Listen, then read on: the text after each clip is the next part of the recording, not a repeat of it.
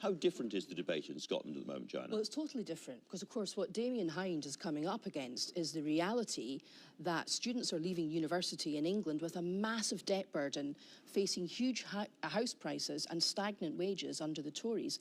In Scotland, we don't have university tuition fees, so students aren't facing that challenge. Students leave a university with their degree without a huge debt.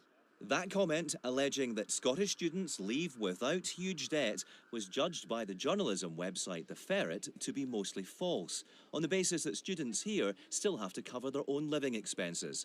Ms Cherry said the article claimed she was a liar and was therefore defamatory. The figures show that among last year's graduates, the average amount of debt owed is nearly £12,000, although that's significantly lower than other parts of the UK. But even that's not necessarily the full picture. The repayment systems really matter too. So we know an awful lot of this debt in England is never going to be repaid, and the write-offs expected to be very high. Because in Scotland, the debt is lower to start with, and because we collect debt in a different way. So we take more out of people's earnings more quickly. It's much more likely if you have a £25,000 debt in Scotland, you're going to pay off the whole thing, than if you have a £50,000 debt in England.